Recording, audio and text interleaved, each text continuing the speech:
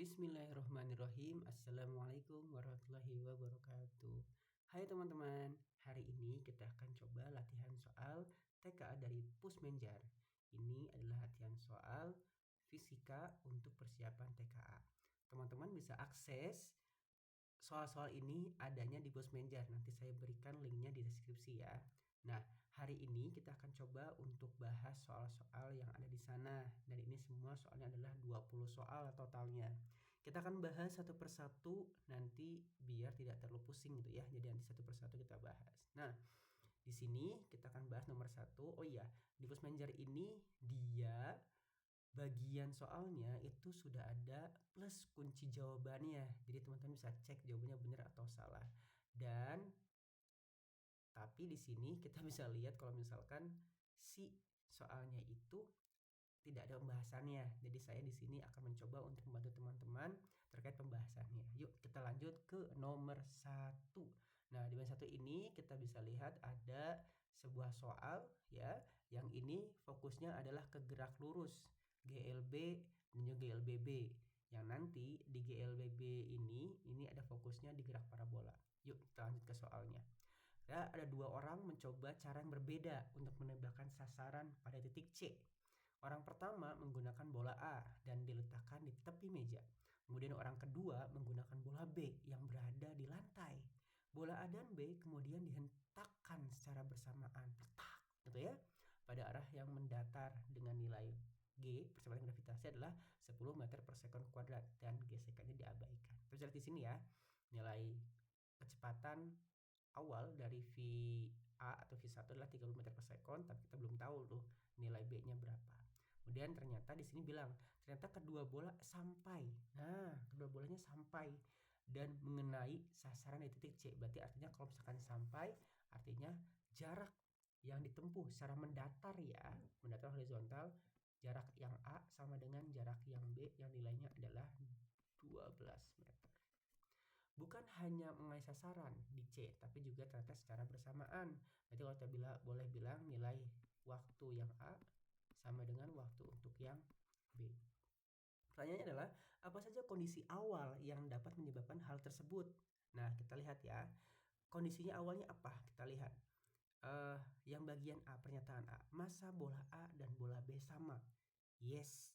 Kalau misalkan sama, kita bisa lihat ternyata di faktor untuk gerak parabola ini atau gerak lurus ini, dia itu tidak ada namanya faktor massa atau besaran massa. Yang artinya nih, di sini juga tidak dijelaskan bahwasanya massanya sama. Berarti boleh kita bilang pernyataan ini adalah pernyataan yang salah. Oke ya. Kemudian yang bagian C. B-nya nanti dulu ya, kita C dulu. Bola B dihentakkan dengan kecepatan awal sebesar 10 meter per sekon. Nah, di sini kita lihat dapat data bahwasanya jarak yang A dan yang B itu sama dan kecepatannya pun waktunya pun sama. Jadi boleh kita bilang nih, kalau misalkan di GLB itu kan ada satu persamaan ya, yang pakai segitiga kita bisa bilang ini ada S, kemudian ada V dan juga ada T. Nah, di sini kalau kita mau nyari kecepatan awal nih, berarti kita ini ada V untuk yang A dibandingin dengan V untuk yang B, nilainya berapakah ya, kita cari yuk. Berarti kalau nyari S itu nyari V itu adalah S per T, berarti adalah S yang A, jarak A per jarak waktu yang A kemudian dibandingkan dengan jarak yang B dan juga waktu yang B. Nah, karena jaraknya sama 12 gitu ya, jadi boleh kita bilang bahwasanya nilai A sama B sama. Boleh kita coret nih, berarti nih A sama B coret, berarti inilah 1 dan 1. Kemudian yang waktu juga sama, ini TA dan TB waktunya sama, berarti 1 dan 1. Artinya VA dan VB nya adalah 1 banding dengan 1. Berarti kecepatan, karena kita udah punya kecepatan awal yang di A nih 30 meter per sekon, berarti yang B pun 30 meter per sekon. Jadi pernyataan yang C ketika B-nya dibilang adalah 10 meter per sekon adalah pernyataan yang salah. Yes. Lanjut ke pernyataan yang B. Katanya posisi bola yang A saat itu adalah 0,8 meter di atas tanah. Nah, berarti yang A itu posisinya yang D ini ya, ini adalah nilai katanya 0,8 meter. Kita buktikan. Oke, di gerak parabola itu sebenarnya memanfaatkan dua jenis gerak lurus, yaitu gerak lurus beraturan atau GLB atau juga gerak lurus berubah beraturan atau GLBB. Nah, karena si A ini geraknya adalah ada yang di sumbu X dan juga yang A ini adalah di sumbu Y. Nah, berarti dia bisa pengaruh untuk X itu adalah GLB, kemudian yang Y adalah GLBB. Nah, karena kita mau nyari sumbu Y, berarti kita pakainya adalah yang GLBB di persamaan yang kedua. Yang H sama dengan V0, kemudian dikali juga dengan T, kemudian plus minus setengah, dikalikan dengan gravitasi dan juga waktu yang dikuadratkan. Di sini kita bisa lihat kalau misalkan VA itu atau kecepatan A itu hanya ada di sumbu X, sedangkan yang kita lihat di sini V0-nya ini adalah yang di sumbu Y gitu ya.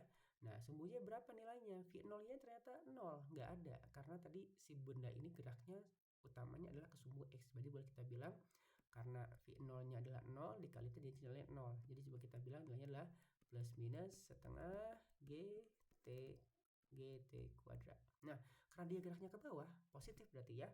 Karena dia dipercepat gitu ya. Karena dipercepat berarti nilainya nanti di sininya adalah nilainya positif. Oke, bisa kita lihat saja nggak apa ya. Kita punya nilai G, nilai 10 meter per second kuadrat, tapi kita nggak punya nilai T. Dapat dari mana nilai T? Nilai T kita bisa dapat dari persamaan GLB gitu ya. Nah, di sini GLB-nya adalah kalau nyari T berarti T sama dengan jarak dibagi dengan kecepatan. Nah, jarak mana yang kita pakai? Karena yang A dan juga B itu sama, jadi kita bisa boleh ambil salah satunya aja, gitu ya. Nah, boleh juga kita pakai yang A. Nah, yang A itu kan rata jaraknya adalah 12 di sumbu X-nya, ya, berarti S-nya 12, kemudian V-nya berapa? 30. Yuk kita masukkan. Berarti adalah 12 meter dibagi dengan 30. Nah, yang atas kita bagi 6, sisa 2, kita bagi 6 juga, yang bawah sisanya adalah 5. 2/5 sederhanakan, boleh pakai ini, pakai 2/5 second, atau boleh juga boleh nilailah 0,4 second ya, 0,4 detik. Kita masukkan berarti nilai H-nya di sini. Kemudian setengah dikali G-nya ada 10, T kuadratnya adalah 0,4 yang akan kita kuadratkan. Nah, berarti setengah dikali 10, boleh juga langsung dikali diselesaikan ya, 10 kali setengah jadi 5, tapi kalau saya langsung mau nanti diselesaikan ya. 0,4 kuadrat nilainya adalah berarti 1, nilainya adalah 0,4 kuadrat, nilainya adalah 0,16 ya. Adalah 0,16. Nah, 16 ini kita akan kalikan dengan 10 dulu boleh, atau langsung dibagi 2 juga boleh. Nah, kita bagi 2 dulu ya. Coret sama yang ini nih. Maaf. Boleh kita bilang nilai 2-nya ini kita akan ganti itu ya, 0,16 dibagi 2 nilainya adalah 0,08, nanti dikalikan dengan 10 ya. Nanti ketika dikalikan ini ya nilai adalah 0,8 meter. Nah, pernyataan B sama dengan hasil perhitungan kita. Jadi jawabannya adalah benar. Berarti pernyataan A salah, B benar, dan C juga salah. Nah, ini juga sesuai dengan kuncinya, salah, benar, salah. Ya, terima kasih. Sekian saja. Kita sambung ke video selanjutnya. Wassalamualaikum warahmatullahi wabarakatuh.